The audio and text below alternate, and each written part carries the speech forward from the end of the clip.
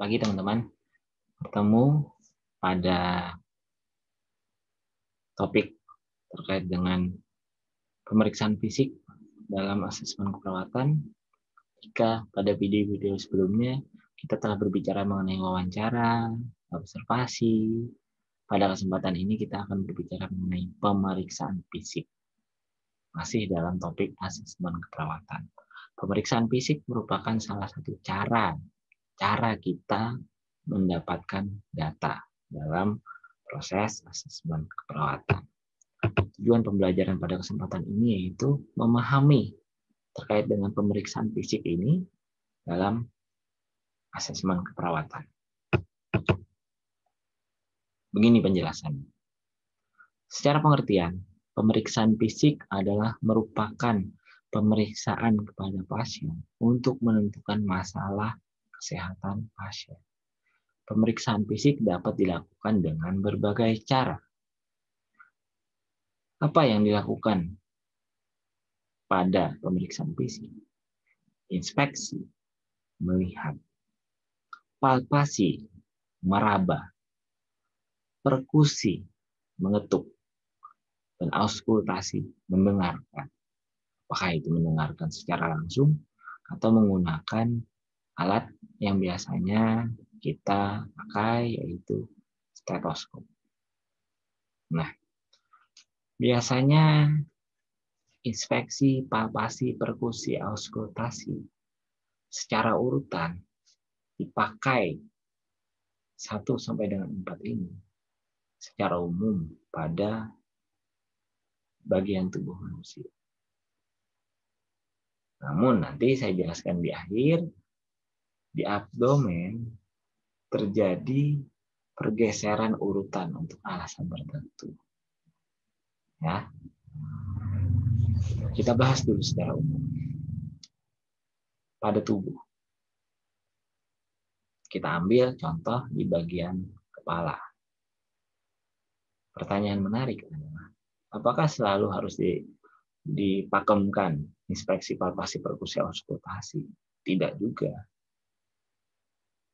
Kita sebagai perawat harus bisa memilih antara inspeksi, palpasi, perkusi, auskultasi, mana yang akan dipakai jika melakukan pemeriksaan fisiknya di area kepala.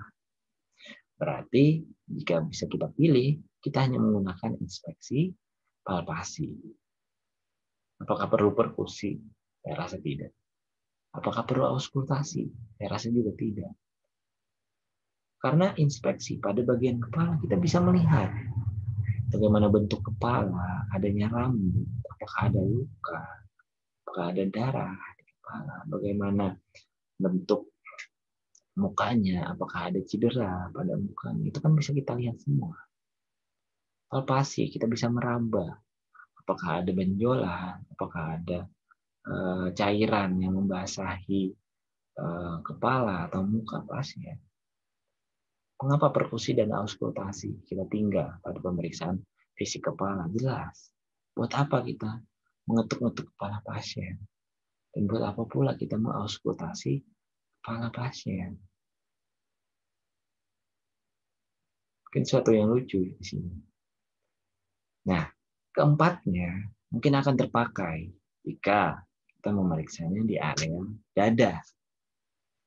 Kita bisa menginspeksi atau melihat area dadanya, penggunaan retraksi interkostal, penggunaan otot bantu nafas, kita palpasi apakah ada benjolan,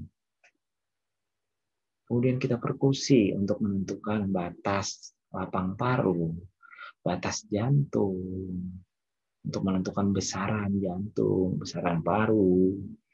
Kita bisa juga mendengarkan suara nafas menggunakan stetoskop, menggunakan suara jantung, mendengarkan suara jantung. Kemudian kita bisa menggunakan telinga secara langsung untuk mendengarkan apakah pasien terdapat gargling atau suara cairan yang menyumbat area pernapasan. Pada ekstremitas, hal ini sebenarnya sama dengan pemeriksaan fisik di kepala. Mungkin hanya inspeksi dan palpasi yang kita gunakan. Kita tinggal perkusi dan auskultasi. Karena bagian ekstremitas, apa yang mau kita dengarkan di tangan atau di kaki kita, nggak ada, maka ditinggal saja. Sehingga pakailah inspeksi dan palpasi.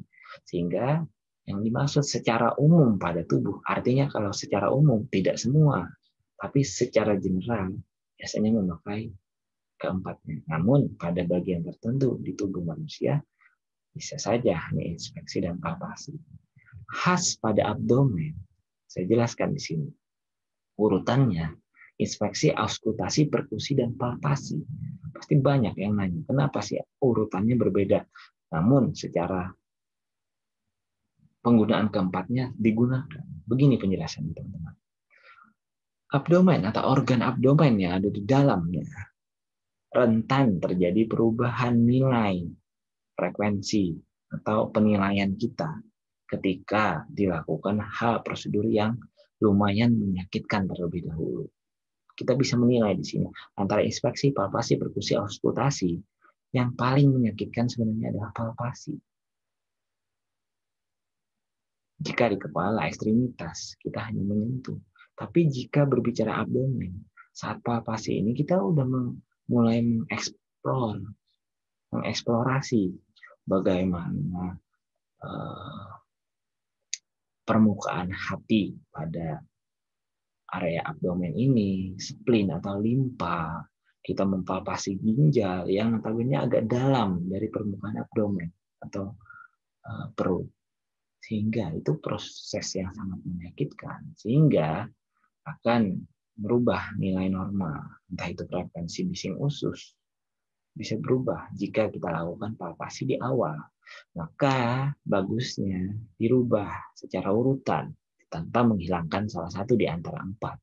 Yaitu kita lakukan inspeksi terlebih dahulu. Karena inspeksi tidak kita menyentuh sama sekali. Kita hanya menilai apakah terjadi asites, kelihatan asites di dalam perut atau adanya cairan yang menumpuk di area abdomen, apakah ada jejas atau luka, bagaimana warna perutnya, apakah ada kemerahan, apakah ada kebiruan karena trauma.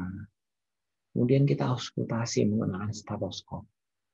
Kita nilai frekuensi bising ususnya misalkan. Kemudian kita mulai menggunakan tangan kita untuk memperkusi.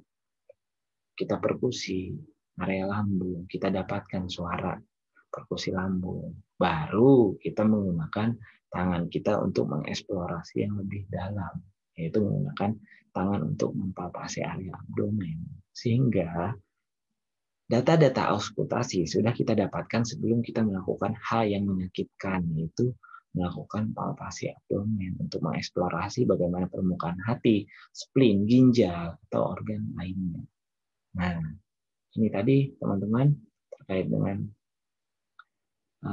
pemeriksaan fisik yang ada 4 ini, tolong diingat, namun secara umum dilaksanakan sesuai urutan, tapi ada beberapa bagian yang hanya menggunakan inspeksi dan palpasi, dan khusus pada abdomen urutannya agak digeser karena alasan meminimalkan sakit yang mungkin mempengaruhi nilai dalam pemeriksaan fisik yang kita lakukan. Terima kasih, semoga video ini bermanfaat untuk semua. Sampai ketemu pada video-video selanjutnya.